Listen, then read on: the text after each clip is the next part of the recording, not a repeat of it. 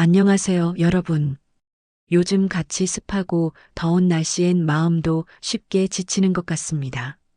오늘 이야기의 주인공은 평생 가족만 바라보며 살아온 어느 평범한 어머니입니다. 하지만 그 헌신의 끝에 돌아온 건 한 장의 치매 진단서였죠. 누군가는 착한 며느리라 했고 또 누군가는 아무 말도 하지 않았습니다. 과연 이 어머니는 그 상황 속에서 어떤 선택을 했을까요? 잠시만 귀 기울여 보시죠. 그리고 영상이 끝나면 여러분의 생각도 댓글로 들려주세요. 안녕하세요. 경기도 수원에 사는 정옥순, 올해 73세입니다. 평생 반찬 가게 하며 살아왔고 새벽부터 땀 흘리며 장사해 자식 셋 다 대학 보내고 장가 시집 보냈습니다. 시장 한복판에 서서 소금 뿌리며 오이 무침을 뒤적이던 내 두 손 그 손으로 남편 없이 삼남매를 키웠죠. 이제 좀 쉬어도 되겠다 싶었어요. 특히 막내 아들 동철이 늘 엄마 내가 잘할게 하던 아이였거든요. 결혼할 때도 유진이 참 싹싹하고 엄마 좋아해 그러길래 내심 기대했죠. 반찬 가게 접고 요양원에 잠깐 들어간 것도 동철이 말 믿고 그랬어요. 요즘 피곤하잖아. 치료도 받고 쉬엄쉬엄 지내시라며 권하길래 며칠만 푹 쉬자. 나도 늙었구나 싶었죠. 그런데 돌아와 보니 집이 달라져 있더군요. 내 방은 없고 식사도 따로, 냉장고엔 내 이름 붙은 반찬통. 손주는 눈도 잘 안 마주치고 며느리는 요즘 어머님 말씀이 자꾸 반복돼요라는 말을 자꾸 흘리더군요. 처음엔 내가 뭘 잘못했나 싶었어요. 근데요, 그날 손주 태블릿을 보다가 며느리 인스타그램을 우연히 보게 됐습니다. 치매 시어머니와의 전쟁 일기. 그 안엔 제가 몰랐던 저가 있었고 웃음거리로 전락한 제 노년이 담겨 있었습니다. 그날 이후로 나는 다짐했습니다. 지금부터는 나도 나를 지켜야겠다고요. 나는 어려서부터 손으로 사는 사람이었다. 일찍 엄마를 잃고 누나 밑에서 반찬 만드는 걸 배웠다. 그게 평생의 업이 될 줄은 몰랐지만 살아야 하니까 손에 익은 걸로 밥벌이를 시작했다. 결혼해서 수원으로 올라와 보증금 500에 조그만 가게 하나 얻었다. 그게 내 반찬 가게의 시작이었다. 오전엔 장 보고 오후엔 가게 열고 밤엔 다음날 준비.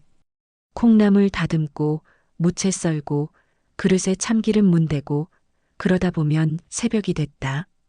남들은 손주 재롱 보며 늙어간다지만 난 장조림 국물 졸이며 세월을 보냈다. 남편은 말이 없고 몸이 약한 사람이었다. 내가 반찬 가게 하며 아이들 키우는 동안 그는 늘 병원 들락거리다 결국 먼저 떠났다. 남편 잃고 혼자 남은 나는 울 틈도 없었다. 아이들 학비, 생활비, 세금 한숨 쉴 새 없이 돌아가는 하루하루. 그렇게 딸 하나, 아들 둘을 키워냈다. 큰아들은 지방으로 내려갔고 딸은 시집가서 바빴다. 막내 동철이만 곁에 남았다. 늘 엄마 힘들지? 하며 손 잡아주던 아이. 그래서인지 마음이 자꾸 거기로 기울었다. 그 아이 결혼할 때 울컥했다. 엄마, 유진이 진짜 괜찮은 사람이야. 엄마한텐 내가 잘할게. 그 말을 믿었다. 결혼 후 처음엔 참 괜찮았다. 명절이면 제사상 도우러 오고 김장도 같이 하고 생신엔 케이크도 사오고 며느리 복 있네 싶었다. 그러다 어느 해부터인가 조금씩 달라졌다. 어머님, 요즘 자꾸 같은 말 하세요. 이건 냉장고에 안 넣으시면 상해요. 잔소리처럼 들리지 않게 조심스레 던지는 말들. 처음엔 내가 깜빡했나 싶었지만 자꾸 반복되니 마음 한켠이 서늘했다. 그 즈음 동철이가 요양원 얘기를 꺼냈다. 엄마, 병원에서도 좀 쉬시라 하더라. 시설도 괜찮고 요즘은 치료 겸 예방도 된대. 딱히 아픈 데도 없고 정신도 또렷했지만 막내 아들이 하는 말이니 믿고 따랐다. 며칠쯤 쉬는 거라 생각했다. 요양원에 들어갔을 때 시설도 괜찮았고 사람들도 친절했다. 하지만 어딘가 모르게 나를 다루는 태도에서 이상한 느낌이 들었다. 나를 환자 취급하며 매사에 도우려는 척하지만 경계하는 눈빛. 내가 정말 이상한가? 혼자 되묻는 날들이 많아졌다. 그곳에서 소라라는 요양보호사를 만났다. 처음엔 그냥 젊고 친절한 직원이라 생각했다. 그런데 내가 왜 여기에 있는 건지 모르겠다고 하자 소라가 조심스레 물었다. 어르신, 혹시 본인 진단서 직접 보신 적 있으세요? 그 말 한마디가 내 마음속 무언가를 흔들었다. 그날 밤 나는 잠을 이루지 못했다. 진단서? 내가 치매라고? 왜? 누가? 이상한 낌새는 이미 오래전부터 있었는지도 모른다. 나는 그제야 스스로를 돌아보기 시작했다.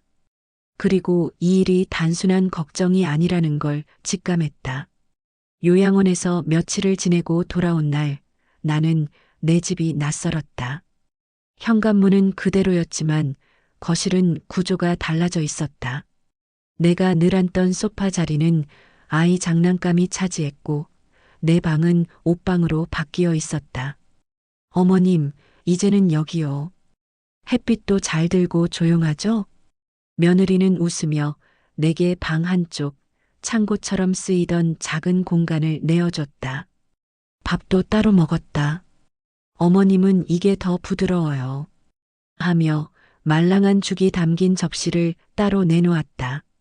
같이 밥을 먹는 일도 거의 없었다. 처음엔 바쁘겠지 했다. 근데 이상하게 손주가 나를 잘 안 보려 했다. 부엌에 들어오면 나가버리고 내가 말 걸면 대답이 짧아졌다. 며느리는 자주 나를 쳐다봤다. 그 눈빛에는 걱정보다는 확인하는 듯한 뭔가가 담겨 있었다.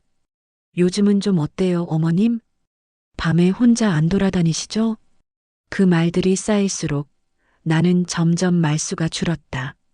괜히 무슨 말이라도 하면 또 흘러갈까봐. 그러다 어느 날 손주가 학교에 놓고 간 태블릿을 정리하다 우연히 화면을 눌렀다. 사진첩인지 뭔지 모르겠지만 어딘가 익숙한 화면이 떴다. 비공개 인스타그램. 아이디는 낯설었지만 프로필 사진 속 그 화장 며느리였다. 그 계정엔 내 사진이 있었다. 불 꺼진 방 안에서 혼자 앉아 있는 내 모습, 부엌에서 국을 흘린 장면, 냉장고 문을 열고 멍하니 서 있는 뒷모습. 캡션엔 이렇게 적혀 있었다. 치매 시어머니와의 전쟁일기. 오늘도 물 끓이는 걸 잊으셨다. 댓글엔 하 웃는 이모티콘이 수두룩했다. 이건 뭐 공포영화 수준. 치매는 전염되나? 남편도 눈치가 없다. 나는 숨이 막혔다. 이게 내 자식의 아내가 한 짓이라고는 믿기지 않았다. 그 순간 내 안에서 뭔가 뚝 하고 끊어졌다. 내가 이 집에 있으면 안 되겠구나. 이 사람들 틈에선 나조차 나를 못 믿겠구나 싶었다. 그날 밤 나는 거실에 앉아 남편 영정을 오랫동안 바라봤다. 당신이 살아있었으면 이 꼴은 안 봤을 텐데. 그러다 조용히 핸드폰을 들었다. 요양원에서 알게 된 소라, 그 아이에게 문자를 보냈다. 혹시 그때 말했던 진단서, 그거 다시 볼 수 있을까? 소라가 보내준 진단서를 보며 나는 눈을 의심했다. 진단서 상단엔 내 이름이 그리고 그 아래엔 경도인지장의 촉이라는 글자가 또렷하게 박혀 있었다. 담당이로 적힌 이름은 민태섭. 어디서 많이 들어본 이름이었다. 요양원 초입에 나를 데려다 준 그날 며느리가 전화를 하며 했던 말이 떠올랐다. 네, 민 원장님. 사례는 조용히 처리할게요. 이게 꾸며진 거였구나. 난 혼자였지만 혼자가 아니었다. 소라는 증거를 하나씩 모으기 시작했다. 녹취앱 설치법, 통화 자동 녹음, CCTV 확인 방법. 나는 매일 조금씩 달라졌다. 며느리의 질문에도 응, 알지라며 짧게 대답하고 핸드폰은 손에서 놓지 않았다. 하지만 며느리도 눈치챘는지 감시가 더 심해졌다. 어머님, 요즘은 핸드폰 많이 하시네요? 혹시 무슨 걱정 있으세요? 그 말투 예전과 달랐다. 부드러운데 날카로웠다. 내가 뭔가를 알고 있다는 걸 유진도 감지한 것 같았다. 아들은 여전히 무심했다. 엄마, 유진이도 요즘 스트레스 많아. 애 키우랴 일하랴 힘들잖아. 나는 그냥 웃었다. 속으론 피가 끓었지만 겉으론 멍한 척 잘 모르겠다는 표정을 지었다. 그렇게 하루하루를 버티며 나는 며느리의 빈틈을 노렸다. 결정적인 날은 장 보러 간다고 했던 날이었다. 유진이 나간 사이 나는 그녀의 서랍을 뒤졌다. 거기엔 뭔가 있었을 거라 직감했다. 그리고 찾았다. 진단서 원본, 통화 녹취 내용, 그리고 누군가와 나눈 문자 캡처들. 그중 한 문장이 눈에 들어왔다. 재산 이전 서류는 다음 주에 처리해줘요. 어머님 상태는 제가 컨트롤할게요. 나는 한참을 서랍 앞에 앉아 있었다. 이게 내 인생의 끝인가 아니면 시작인가. 그날 밤 아들 얼굴을 오래 바라봤다. 동철아, 넌 대체 왜 아무것도 몰랐니? 그리고 나는 결심했다. 이대로 끝낼 수는 없다고. 나를 병든 노인으로 만든 사람들 앞에 내가 얼마나 멀쩡한지 직접 보여주기로. 며느리 유진은 최근 며칠 한결 부드러워졌다. 어머님, 이거 좋아하셨죠? 하며 과일을 깎아오고 오늘은 저랑 같이 산책하실래요? 라며 나를 바깥으로 데리고 나가기도 했다. 어쩐 일인가 싶었다. 속으로 이제 와서 무슨 연기지? 싶었지만 겉으로는 웃었다. 그래, 고맙네. 아들도 요즘엔 자주 집에 있었다. 엄마, 요즘 표정이 좀 밝아지신 것 같아요. 그 말에 내가 피식 웃자 동철이는 내 손을 꼭 잡았다. 엄마, 내가 진짜 잘할게. 유진이도 반성했어. 그 눈빛엔 미안함과 후회가 섞여 있었다. 나는 믿지 않았다. 그들의 말은 진심일 수도 있다. 하지만 그동안의 행적은 쉽게 지워지지 않았다.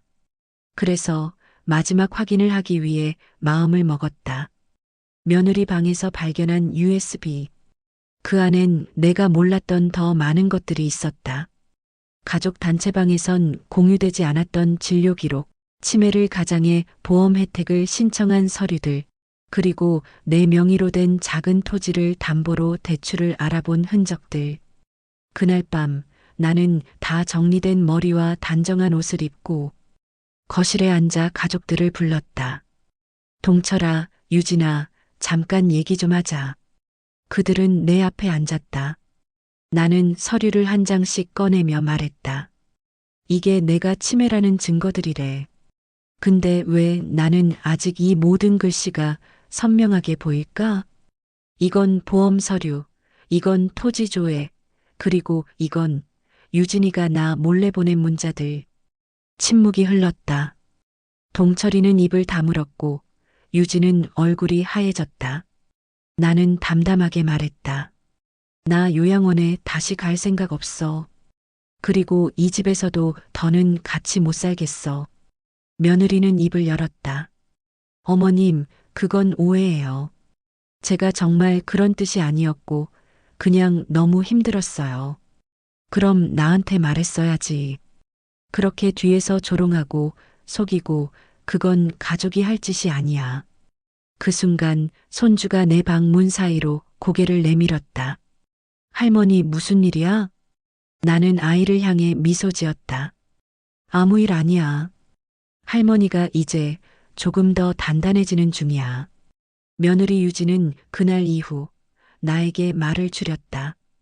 전처럼 다정한 척도 하지 않았고 무언가 쌓인 듯한 표정으로 날 바라봤다. 아들은 여전히 무기력했다. 엄마, 우리 조금만 더 조용히 지내자. 유진이도 요즘 예민해. 나는 고개를 끄덕였다. 조용히, 아주 조용히 준비할 필요가 있었다. 며칠 후 우편함에 낯선 편지가 도착했다. 보낸 사람은 법무사 사무소.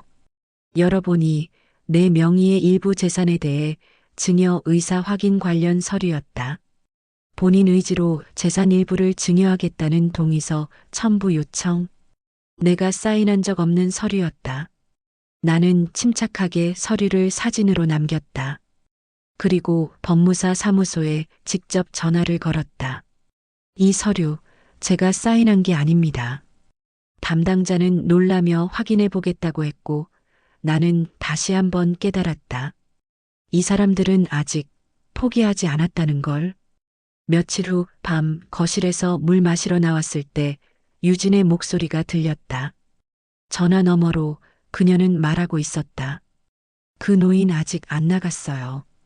근데 조금만 더 밀면 스스로 포기하게 만들 수 있어요. 기억력 떨어진 걸로 병원 기록도 다 남아있고 주변에 확인할 사람도 없어요. 나는 발걸음을 멈췄다. 소파 뒤에 가만히 서서 숨을 죽였다. 그녀의 말 하나하나가 내 가슴을 찔렀다. 동철이요? 걔는 몰라요. 그냥 내가 말하면 믿고 따르니까. 이젠 나도 질려요. 근데 이 집은 내 거예요. 그 여자가 나가기 전까진 못 놓겠어요. 그 순간 나는 방으로 돌아가지 않았다. 문 뒤에 가만히 서서 핸드폰 녹음 버튼을 눌렀다.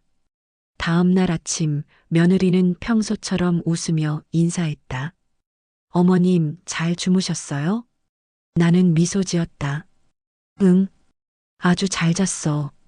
꿈도 하나 안 꾸고. 그 말에 유진은 눈을 피했다.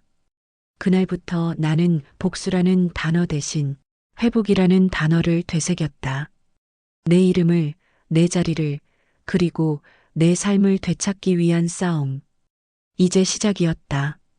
며칠 동안 나는 매일 새벽 시장에 나가 장을 봤다. 예전처럼 반찬을 만들고 김치를 담고 국거리를 삶았다. 뭔가 바뀌셨네요. 요양원에서 일하던 소라가 놀란 얼굴로 말했다. 이제 내 손으로 다시 시작해야지. 내 목소리는 단단했다. 나는 내가 누구였는지를 다시 떠올리고 있었다. 며느리는 눈치를 챘다. 요즘 왜 그렇게 부지런하세요? 나는 웃었다. 있잖아, 유진아. 그동안 내가 너무 편하게만 살았나 봐. 다시 움직이니까 몸이 덜 아파. 그 말에 유진은 아무 대답도 하지 않았다. 나는 아들 동철이를 불렀다. 나 생일에 가족들 다 불러줘. 오랜만에 식사 한번 같이 하자. 동철이는 흔쾌히 수락했고 며느리는 놀란 듯 했지만 반대하진 않았다. 생일이 되던 날 집은 오랜만에 사람들로 북적였다. 딸과 큰아들도 왔고 손주들은 웃으며 내 옆에 앉았다. 나는 식사 도중 TV 앞에 섰다. 오늘은 나를 위해 모였으니 내가 한 가지 보여주고 싶은 게 있어. 나는 리모컨을 눌렀다. USB에 저장한 영상과 녹취 파일이 화면에 나타났다. 그 노인 아직 안 나갔어요. 조금만 더 밀면 스스로 포기할 수 있어요. 이 집은 내 거예요. 그 여자가 나가기 전까진 못 놓겠어요. 침묵. 거실 안의 모든 소리가 멈췄다. 아들은 화면을 보며 얼굴이 하얗게 질렸고 딸은 입을 틀어막았다. 며느리는 그대로 얼어붙었다. 눈동자가 떨렸다. 나는 서랍에서 문서 몇 장을 꺼내 테이블 위에 올렸다. 이건 내가 모르는 사이 만들어진 증여 계약서. 이건 병원에서 꾸며낸 진단서. 그리고 이건 너희들이 나 없이 움직인 모든 흔적. 목소리는 떨리지 않았다. 손은 아주 조용히, 천천히 움직였다. 아들은 무릎을 꿇었다. 엄마, 나 진짜 몰랐어. 유진이가 그 정도일 줄은. 나는 고개를 돌렸다. 며느리는 자리를 박차고 일어났다. 이게 다 왜곡이에요. 어머님이 먼저 이상한 행동하셨잖아요. 내가 뭐 그렇게 잘못했는데. 그 순간 손주가 말했다. 엄마, 그건 아니야. 나도 봤어. 할머니, 그런 분 아니야. 유진의 얼굴이 일그러졌다. 나는 그 자리에서 조용히 말했다. 이제 내가 이 집에서 나갈 거야. 그 대신 다 정리된 다음에. 며느리는 그날 이후 집을 나갔다. 아무런 말도 없이 옷 몇 벌 챙겨 들고 나가버렸다. 아들은 멍한 얼굴로 며칠을 앓았고 손주는 내 방 앞에서 울었다. 나는 그 누구도 탓하지 않았다. 그저 한참을 걸었다. 동네 은행, 구청, 법무사 사무소 하나하나 직접 찾아가 내 이름 석자를 정리하기 시작했다. 첫 번째로 한 일은 재산명의 확인이었다. 내 명의로 된 계좌와 부동산, 보험, 공과금까지 하나도 빠짐없이 전부 조회했고 변경된 내역은 법적 대응을 준비했다. 법무사 사무실에서 담당자는 조심스레 물었다. 어르신, 이거 진행하시겠어요? 가족 간 문제라면. 나는 고개를 끄덕였다. 가족이라서 더 바로 잡아야죠. 그리고 요양원 민원장을 고발했다. 소라의 도움으로 입수한 의료 조작 증거는 이미 정리돼 있었다. 의사 면허가 걸린 문제였기에 그는 곧바로 진술을 바꿨다. 저는 단순히 보호자 요청에 따라 자필 확인 없이. 그 말은 곧 유진의 지시를 증명하는 결정적인 고리였다. 나는 가족 모임을 한 번 더 열었다. 이번엔 내 변호사도 함께였다. 이 자리에서 말씀드립니다. 정옥순 어르신께서는 향후 모든 재산 관리와 법적 권한을 직접 행사하시며 이미 관련 증빙과 의사 확인을 완료하셨습니다. 딸과 큰아들은 고개를 끄덕였다. 아들은 무릎을 감싸준 채 고개를 들지 못했다. 며느리는 나오지 않았다. 그 자리는 끝이었다. 그리고 생일이자 유언장 공개일. 나는 식탁 위에 놓인 초 하나에 불을 붙였다. 손주가 물었다. 할머니, 소원 빌었어요? 나는 미소 지었다. 응, 이제 다시 나로 살겠다고. 초는 바람도 없이 꺼졌다. 순간 온 가족이 조용해졌다.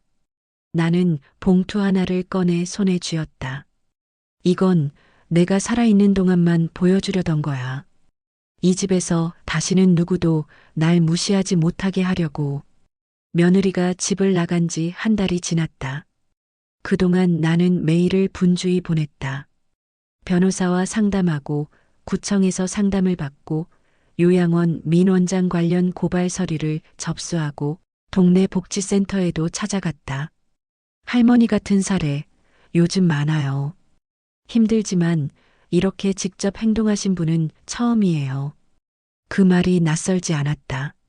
내가 평생 해온 게 바로 그런 일이었으니까. 누가 해주기를 기다리지 않고 내가 먼저 움직이는 살. 며칠 뒤 며느리는 변호사를 대동해 연락을 해왔다. 그 당시 어머님도 인지 판단이 어려운 상태였고 보호자로서 최선의 결정을. 나는 그 말에 조용히 문서를 꺼냈다. 이건 내가 작성한 진단 조작 요청 문자, 이건 진료 없이 발급된 진단서, 그리고 이건 내 통장에 손댄 거래네요. 그날 며느리는 아무 말도 하지 못했다. 변호사는 고개를 숙였고 나는 말없이 문을 닫았다. 그리고 나는 마지막으로 조용히 정리된 유언장을 준비했다. 딸과 큰아들, 손주들에겐 작지만 분명한 내 몫을 남겼고 막내 동철이에게는 단 하나의 문장을 남겼다. 넌 나의 아들이었지만 이제 넌 선택을 해야 해. 나는 그 편지를 직접 그의 손에 건넸다. 엄마 나 진짜 몰랐어. 근데 왜 날까지 이렇게 벌 주는 거야? 나는 담담히 말했다. 벌이 아니야. 그냥 내가 내 몫의 책임을 지라는 뜻이지. 그리고 나는 다시 반찬 가게를 열었다. 작고 조용한 골목길, 노란 간판 하나, 옥순이네 반찬. 첫날부터 이웃 아주머니들이 찾아와 주셨다. 다시 장사 시작하셨어요? 이제야 동네가 살겠네. 그 말이 그렇게 고마울 수가 없었다. 나는 아무 말 없이 따뜻한 멸치볶음을 담아드렸다. 이제 나의 인생은 다시 나의 것. 아무도 날 무시하지 못하고 아무도 내 정신을 의심하지 못하는 그런 이름으로 살아가기로 했다. 며칠 후 동네 인터넷 커뮤니티에 이상한 글이 하나 올라왔다. 어떤 며느리의 치매 시어머니 조작 사건. 댓글에는 분노가 쏟아졌고 기사도 하나둘 퍼지기 시작했다. 며느리 유진의 회사는 곧바로 징계에 들어갔다. 사회적 무례 및 가족관계 악용으로 인한 이미지 실추. 그녀가 다니던 중견기업의 인사팀은 짧게 입장을 밝혔다. 며느리는 결국 자진 퇴사했다. 유진의 SNS는 비공개로 전환되었고 그녀를 감쌌던 팔로워들은 하나둘 떠났다. 이럴 줄은 몰랐어요. 가식적인 줄은 알았지만 이 정도일 줄이야. 그녀의 거짓된 이미지가 무너지는 건 오래 걸리지 않았다.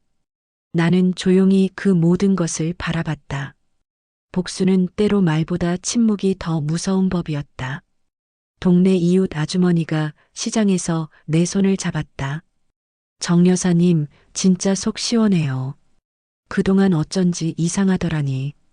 잘하셨어요. 그 집에 휘둘리지 않으셔서. 나는 웃었다. 그냥 내가 나로 살아보고 싶었을 뿐이에요. 그 말에 아주머니는 고개를 끄덕였다. 이제라도 늦지 않았어요. 아들은 요즘 조용히 내 반찬 가게를 들렀다. 말없이 반찬 두어 가지를 사고 계산은 꼭 현금으로 했다. 엄마, 손님들 많네. 나는 웃었다. 그러게. 나 은근 장사 잘하지? 그는 대답 대신 조용히 머리를 숙였다. 그리고 돌아서며 말했다. 엄마 미안해. 나는 그 말에 대꾸하지 않았다. 이제 나는 엄마 이전에 정옥순으로 살아가고 싶었다. 누구의 이름으로 불리지 않고 누구의 껍데기 안에도 들어가지 않는 삶. 나는 오늘도 가게 문을 열고 김이 모락모락 나는 된장국을 끓인다. 그 안엔 지나온 세월의 울음과 지금 이 순간의 평온이 함께 담겨 있다. 이제는 눈을 뜨면 커튼을 활짝 연다. 햇빛이 거실 바닥을 따뜻하게 덮고 그 위에 손주가 주고 간 그림이 반드시 놓여 있다. 할머니는 진짜 강해. 그 말이 요즘 내 하루를 시작하게 한다. 요즘 나는 시장 골목에 있는 작은 반찬 가게에서 하루를 보낸다. 아침마다 손수 무채를 썰고 고등어를 굽고 한 솥씩 된장국을 끓인다. 지나가는 이웃들이 문을 열며 반긴다. 정 여사님, 오늘은 뭐가 맛있어요? 그렇게 사람들 사이에서 나는 다시 살아간다. 혼자라는 외로움이 아예 없는 건 아니다. 가끔 거실 한가운데 앉아 조용히 고요를 들여다볼 때면 남편 생각이 나고 어쩌다 눈물이 맺히기도 한다. 하지만 이제는 그 눈물을 감추지 않는다. 삶이란 게 누구에게나 눈물 한 방울쯤은 있으니까. 아들은 가끔 들른다. 크게 웃지도 않고 크게 묻지도 않지만 그의 조용한 눈빛은 나를 향한 미안함으로 가득 차 있다. 나는 아직 용서하진 않았지만 서서히 조금씩 거리를 좁혀가려 한다. 며느리 유진은 소식이 없다. 어떤 이들은 묻고 어떤 이들은 욕하지만 나는 그저 침묵으로 넘긴다. 그 사람을 기억하기보다 내가 누구였는지를 잊지 않는 게 더 중요하니까. 사람들이 내게 묻는다. 어르신, 그 힘든 걸 어떻게 버티셨어요? 나는 이렇게 대답한다. 가족에게 속았지만 나한테 실망할 수는 없었거든요. 적어도 나는 나를 믿고 싶었어요. 지금 이 글을 보고 계신 분들도 혹시 누군가에게 외면받고 가슴 한켠이 저린 날을 보내고 있다면 꼭 기억해 주세요. 사람은요, 언제든 다시 시작할 수 있어요. 그게 비록 일은 넘어 찾아온 시작이라도요.